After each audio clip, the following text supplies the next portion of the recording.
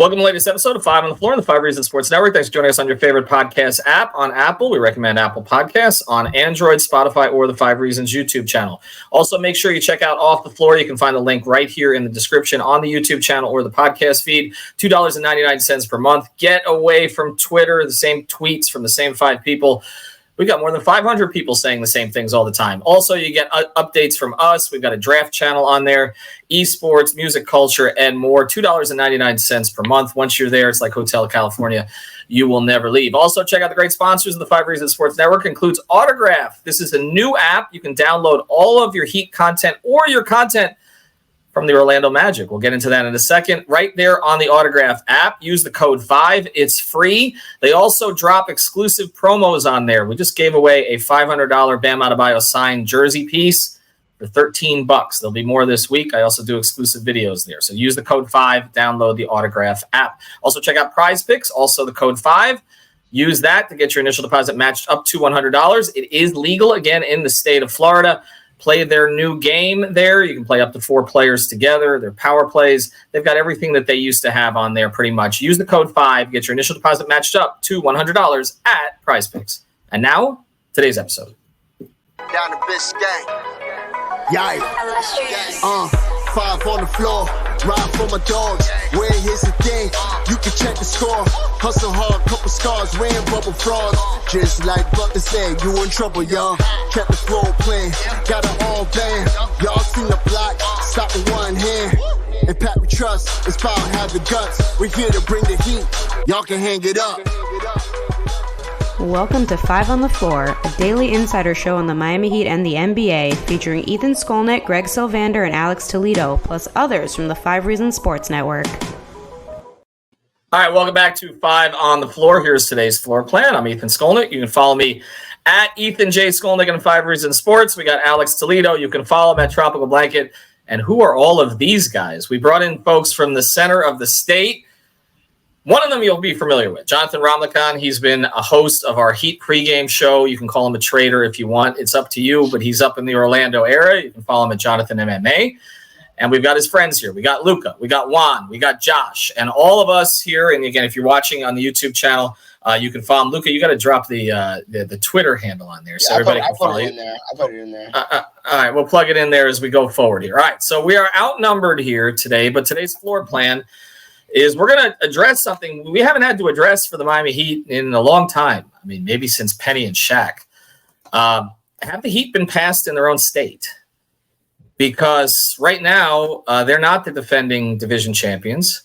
Not that that matters. The Heat don't hang division banners anymore, but it does matter in Orlando because there has not been a ton of success there over recent years. You kind of had, again, Penny and Shaq era. You had the McGrady era.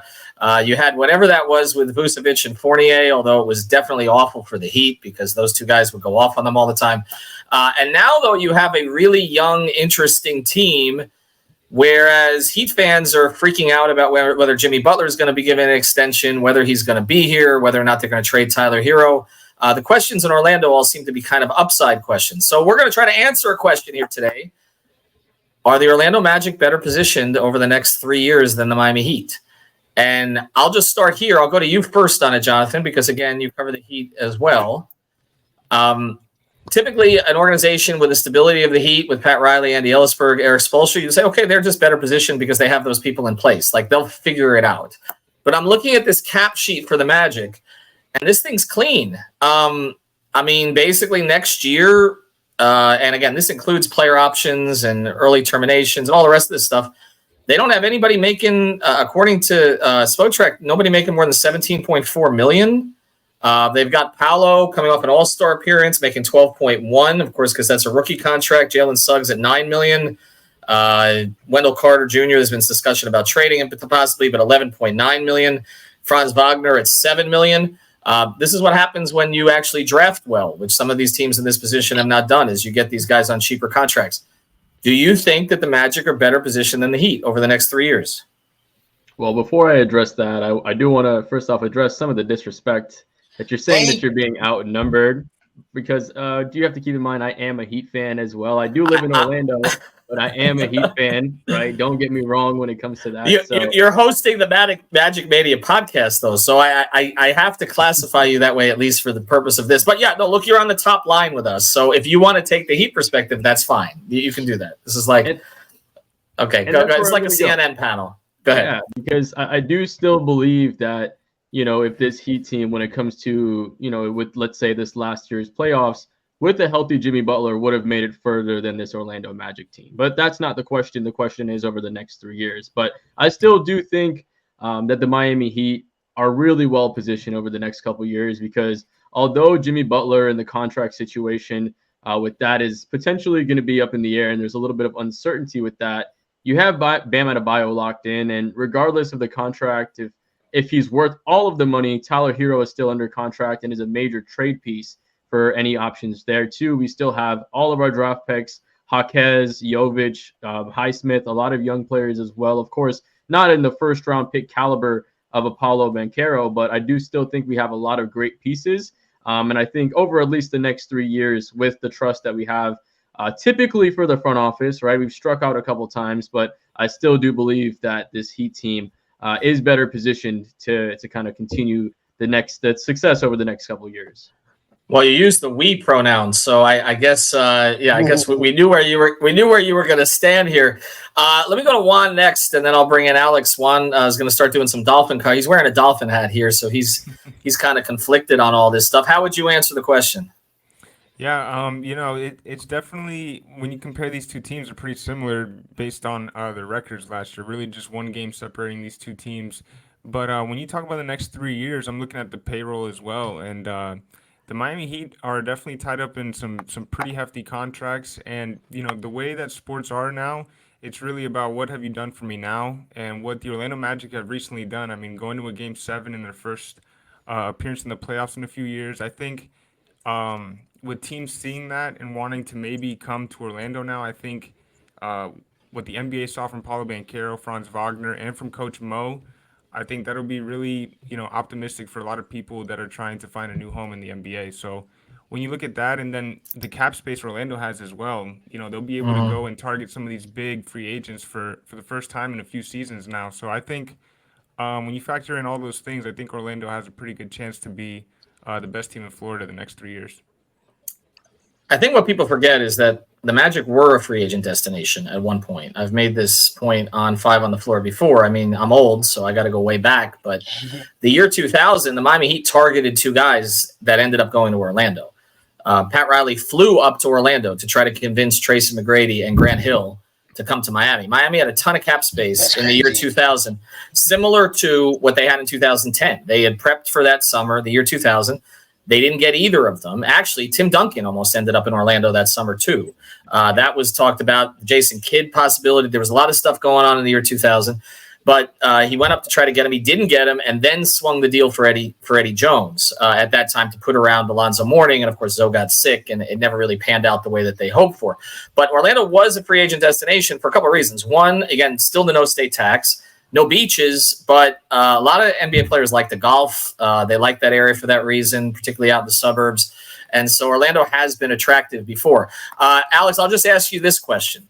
Right now, forget the next 3 years question. Would you switch rosters and payrolls with the Orlando Magic right now? If I was to tell you, Eric Spoelstra, I was giving you a tough question. If I was to say Eric Spoelstra could have the Orlando Magic roster as is going into this offseason, would you make that change? That's a crazy bomb. Yeah, no, he loves doing that.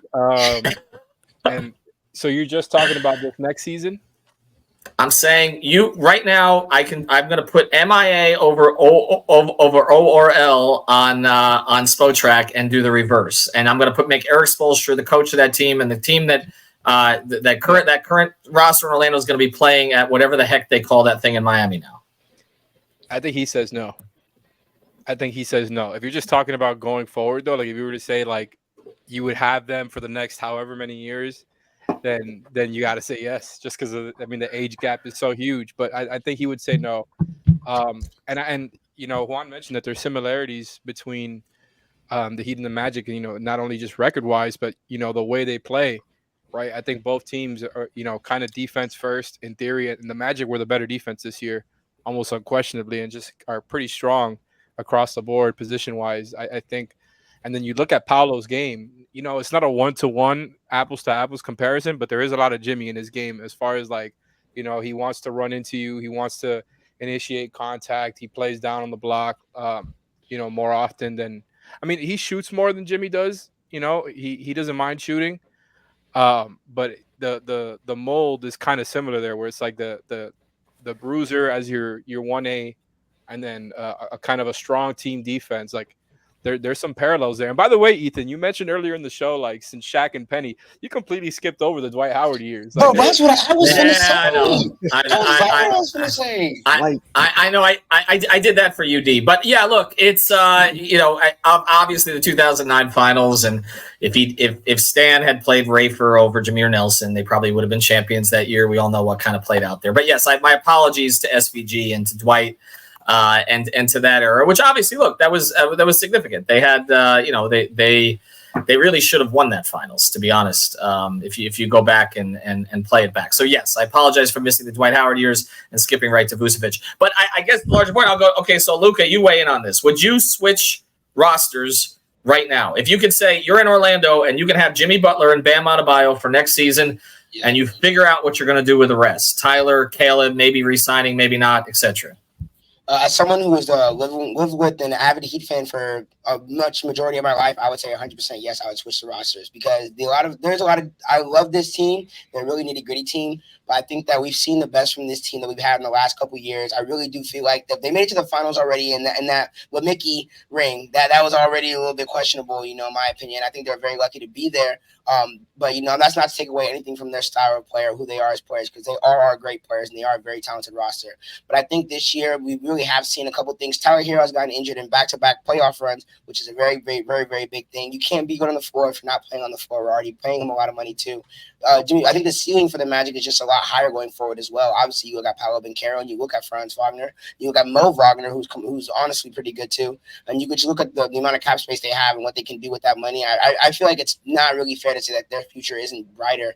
I think that the Heat definitely could have went farther in this playoff run, but I just believe that the Magic have a lot more things heading in their way, and that's just the flow of basketball, man. It's not to knock the Heat or anything. It's just the Heat have had their time. They've been on the top of basketball for a long, long time. They've been to four out of the last 5 finals, I believe, or something like that. Something crazy. Well, no, two of the last 5 finals, but two of the last 5, but then 3 conference finals. So, Josh, I'll ask this question. We're talking about cap space, right? Yep. If I was to say to you, okay, the Magic, because we've had a lot of conversations about what the Heat need to add. We've talked about size. We've talked about scoring, athleticism. If I was to ask you, what's the perfect type of player to add to the current Magic team with the money that they're going to have to deploy, what would you say it is? I would say they need an offensive threat. We saw what they did on defense, throughout the season. But when it came to the playoffs, these guys looked very shaky on offense. So I think they definitely need an offensive threat to complement the Paulo, the Wagner brothers, and just the young talent that they have. I mean, they've got some flexibility with I think they've got four free agents right now. I'm going with offense. They need some help in that, and that'll take them a little bit further than what they did this year. So is that in the backcourt? I mean, it seemed like Suggs came on particularly defensively this year. Do they have enough offense in the backcourt, or do they need we talk about the Heat needing the 3-level scorer. That's what Tyler has, kind of been supposed to fill that role. But do they need a backcourt scorer? Is that what you would target? I personally love Suggs. I mean, I've said this over and over. He's the heart and the soul of the team. But you're right. He does bring that defense. But to win games, you do need some offensive effort. I'd say if they can, go with more depth. That second string with Cole Anthony, add some more guys around him, and you have a complete team. All right, what we're going to do when we come back, and I'll let everybody get in again, is there a trade to be made between these teams? I'm curious if there's anything that might make sense, because the Heat do have a scorer. And Luke, I got to check you on one thing just because I don't want to throw too much hero slander out there, because that tends to happen a lot in our market. He was healthy for the playoffs this year. That wasn't the problem. He was not healthy last year and also the year before. but I need to be fair though. He was the only healthy guy this year. Him and Bam, really. So he missed half the regular season, and he missed more games. He did, Alex. Understood, but he was healthy for the playoffs. He was healthy for the playoffs. I just want to be clear on that. It's just that he only really played well at. He played exceptionally well in one game and not so much in the other four. But yeah, that's kind of where it was at. All right. We do want to mention another great sponsor of the 5 Reasons Sports Network. If you're looking to make a deal, this is who you reach out to, because in insurance, she's the person to go to. And you can find her on all of our streams. She's a huge Miami Heat fan. She knows more than I do, actually. Reach out to Lynette, A Aggressive Insurance Agency, insurancebylynette.com, car insurance, life insurance, renter's insurance, handles all of it. Just got another deal from us, so we always appreciate sending business over to her, because we know that she's going to do a great job with it. 954-581-8800. That's insurancebylynette.com, A Aggressive Insurance Agency. Again, 954-581-8800. But be prepared to talk about the Heat, and then she'll get the deal done for you. All right, so let's get to it. I'll go to Jonathan on this. Do you think that the Orlando Magic could use a player like Tyler Hero? I think when healthy, yes. I think Tyler Hero and Jalen Suggs would fit really well together, because Jalen Suggs is a really good 3-and-D player. He can play really well off the ball. He's an excellent secondary playmaker, right? I don't think he's a great primary, but as a secondary playmaker, we've seen him have 5+ assist games during the playoffs. So he's able to have that flow in. Obviously, with Tyler Hero, he's also a guy that has, been known to have to take some time to grow into that primary ball handler role, but the Heat have been using them as that a lot. And he's, whether it's out of necessity or after the Kyle trade, he was the guy that was our primary ball handler. So I think a 3-level threat that can score at all 3 levels in the backcourt next to Jalen Suggs, fits around Paulo Banchero. We talk about his catch and shoot sometimes and his off the ball, one of the best off the ball 3-point shooters. I think really if Tyler Hero is healthy, he's one of the best fits for the Orlando Magic team, because he also fits their timeline with their age. And that is one of the teams that I've heard linked to him over the past couple of years. Others we mentioned, Brooklyn, Utah, San Antonio, but Orlando always pops back into the mix. Juan, I'll go to you on this then. Are you, when you look at the Magic's players that they have under contract now for next year, and again, there's a lot of talk about the possibility of Isaac moving on. It does seem, again, Cole Anthony comes up from time to time as a player that they could potentially move, even though he has provided some scoring punch off the bench. How do you see this Magic roster changing this offseason? Oh, you're on mute, I think. Yeah, sorry about that. You mentioned it kind of right there, Cole Anthony. He actually got that extension last season to where, fans would kind of be like, okay, well, Cole will be here for the future. But I don't think that's too safe there. Then you talk about Wendell Carter Jr. We already paid the bulk of his contract. So now, when you look at the rest of his deal, it's a descending deal. So teams, I would assume, would definitely like that when you talk about trade talks. So you talk about those players possibly bundling them up. And I only mentioned those two because Cole Anthony and Wendell, towards the second half of the season, were just a little bit not playing up to par compared to the other guys that were really carrying the load. And Wendell Carter kind of touched on it as well. He was kind of dealing with, the mental side of basketball, wondering if he still got it, things like that. But then he kind of bounced back. And then Cole Anthony, the consistency just isn't there at times when you really need it, especially off the bench. That's what he got paid for, was to be that spark plug, and he just didn't see it all season long. And he'll, you can check his press conferences, he'll even admit it himself. So I think when you talk about those kind of players and possibly packaging them up, or just looking out and getting some free agents that really fit well with this team, they're definitely missing some more 3-point shooting. Playmaking is huge. Paulo Banchero and Franz Wagner were bringing up the ball for a majority of the playoffs and a lot throughout the season. So I think a playmaker, a 3-point shooter, and a rim protector are something that will really improve this roster. Alex, would Cole Anthony interest you on the Heat as a backup point guard to Terry Rozier? No, I mean, nothing against him. I just think like they've got enough with the small cards. Like that's not the move I'm looking to do. And even if you trade Tyler, like you have another spot for a guard. It's not any, shade towards Cole Anthony. It's just I don't think that's the guy that I would be targeting. He's cool. He's got a decent game, but it's just like as you guys were talking about it, and you're giving out Juan the information on their contracts and stuff. Like I think, and I agree that Tyler would be a really nice fit in Orlando. Like it feels like it seems kind of hand in glove when you think about it, because he would be their third option offensively, probably sometimes even fourth, with the way that Mo Wagner can kind of take over stretches of a game. Like when that guy gets going, I feel like the ball stays going to him. But in general, like I think it wouldn't be too much pressure on Tyler. They need someone with that skill set. I mean, they just need shooting. And like you mentioned, like some playmaking too. He's got, he's not an A+ at anything, but his shooting is damn good, right? And I think he can, the other parts of his game would be helpful. He wouldn't have to be like the first or second option. A really good team defense around him. Like Jonathan mentioned, the backcourt partner. Like I think all of that makes a lot of sense.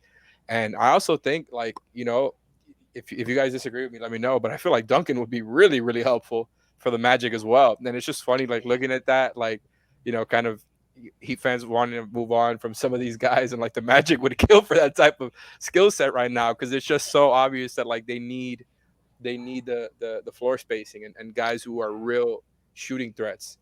And so there could be something worked out there, like in theory, but I don't know what the Heat would want in return from the Magic. Not, they've got good players, but I'm not sure what they would trade Tyler to the Magic for. Now, if you're talking about like Duncan straight up for like a Wendell Carter, I'm not sure they would do that either, but I think that's like an interesting kind of move, because I think a lot of people feel like the Heat need that extra size. I'm not sure, and I don't think that Wendell would start next to Bam, but I think, he could be the third big though. He could be the third big with Bam and Jokic. I think. Yeah, exactly. I think that fits pretty nicely. Like you mentioned, the descending contract would be really helpful for the Heat's cap situation, but I do think Duncan and his shooting is really valuable to the Heat's already anemic offense. So I'm not sure they would figure something out like that. And then the other thing you got to factor in with the Magic is that you mentioned at the top their cap being like so open, and it's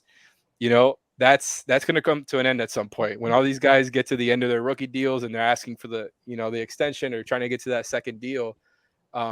Whenever it takes place, I think that's the type of thing where you got to move probably one or two of those guys ahead of time, because you're probably not going to be able to afford every single one.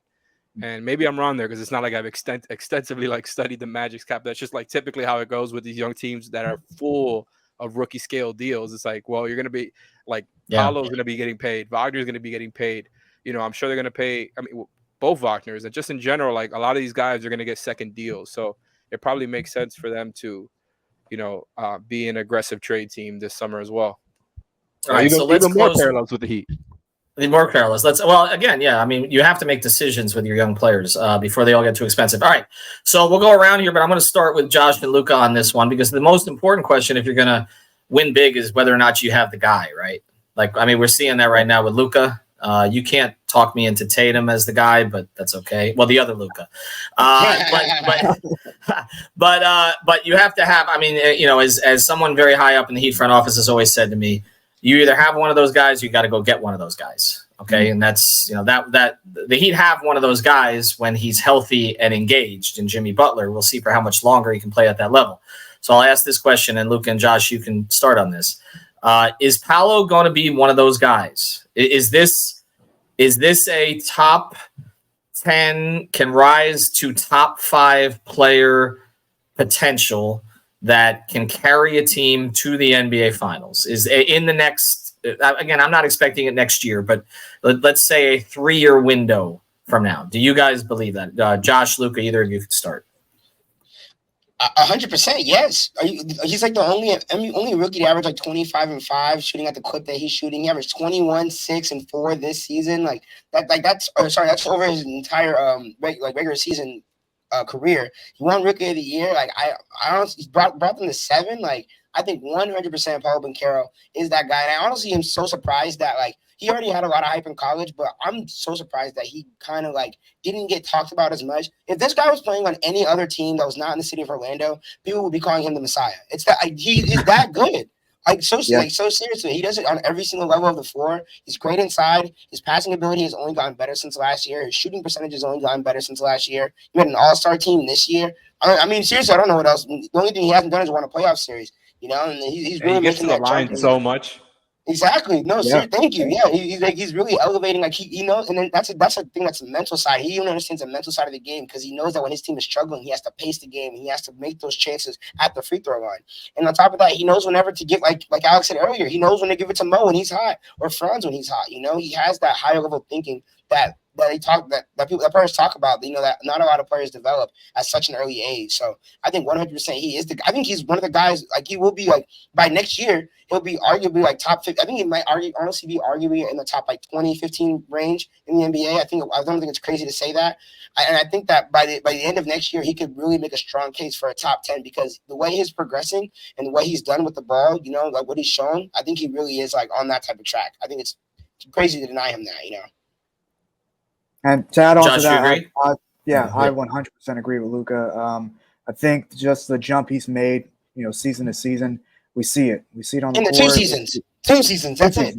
Yeah, exactly. All-star. I mean, and then, you know, this was his moment in the playoffs. I mean, yes, they didn't advance, but we saw glimpses of what this guy can really become. And I think next season he really takes off. To your question, next 3 years, NBA Finals, you know, it comes down to a team, you know, what's the makeup of this team, the chemistry, all that. But I believe Paulo can lead this team to Eastern Conference Finals.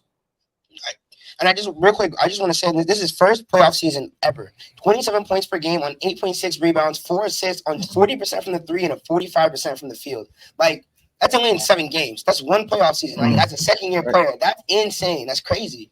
I really 40% from 3 because I was going to say like I feel like he needs to clean up the shot a little bit more. But then 40%. I was looking at percentages. He went from 30 as a rookie to 34. Yeah, and then now 40 in the first round. Like it's really impressive, man. And I'm not allowed to say anything nice about a Mike Miller client, but I guess I'll say the same thing. Mike hasn't come on the show yet, so until he does, I'm going to trash him. Here's my final thought, and I'll let Jonathan and Juan take us home here. The Magic are on the upward trajectory, no question about that. They seem to have gotten management right. You know, you can have a lot of high draft picks, but you can also be Detroit.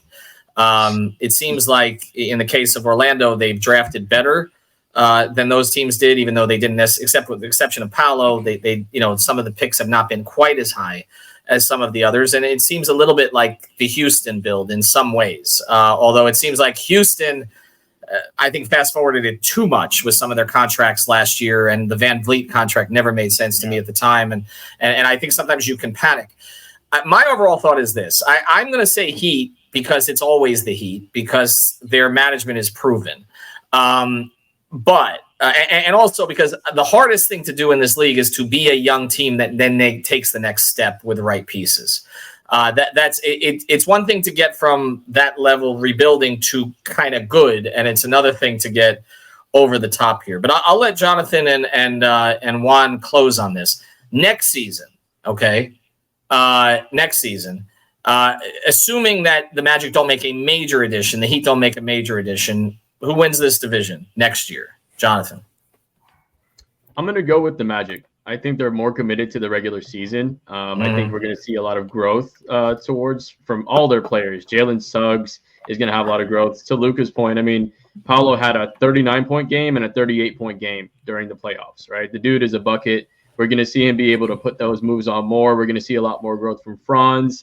You know, they have even guys like Anthony Black, right? Guys that even haven't started really developing yet. Are still going to continue to grow and evolve. So I do think when it comes to the regular season of next season, I would say the Magic get it done because more than likely Jimmy's going to take a 20-game break. Tyler Hero's probably going to miss a good amount of games. You know, it's just classic Miami Heat stuff that this team will, you know, have maybe 5 or 6 games that we play with the full roster. So I do think the Magic will, you know, get to that, you know, be higher. And I do think potentially I do think they could be a 51 team next year. I do think that might be a little bold, but I do think they could move into that upper echelon with the guys that they have taking those next steps. Yeah, well, the Eastern Conference, there don't seem to be a lot of ascending teams right now, so that's part of it. See, the drift continues, the talent drift continues to go west. We'll see if that happens. Juan, your thoughts on that? Yeah, I'm gonna completely agree there. I think the Magic, when you talk about the superstar and Paulo Banchero that they have on that rookie deal, I think it kind of works like when an NFL team has a rookie QB. You want to try to use all your assets as quick as you can while you're on that rookie deal before it's time to really pay him. And I think that's the case. As you wear a Dolphin hat, and we may be seeing a $55 million a year contract signed in the next week. They should have won last. They should have won last year. Is the real point? They should have faded in December. Anyway, I'm sorry. No, you're good. I mean, that's an excellent point. But yeah, I think the Magic know where they need to improve. They're not that far from being a top 3 team in the East, and I think they understand that once they get a playmaker to really let Franz and Paulo play off the ball more, I mean, this team will just be even that much better. If they can try to get 5 to 10 more wins than they did this year, I think with the moves and the assets they have, I think they can put together a team that will be at least 5 games better than they were this year. All right. Well, you can follow all of these guys. Again, we've expanded a little bit at 5 Reasons Sports. They just got started, but you can tell they know the team well. We'll even I don't know if Jonathan does we on that podcast as well, but you'll get into that. So check out the Magic Mania podcast. For now, it's on the YouTube channel, so make sure you subscribe there. But we may be releasing it on a podcast feed as we go forward. And of course, we appreciate everybody who listens to 5 on the Floor. Thanks to our sponsors, Autograph and Prize Picks. Use the code 5.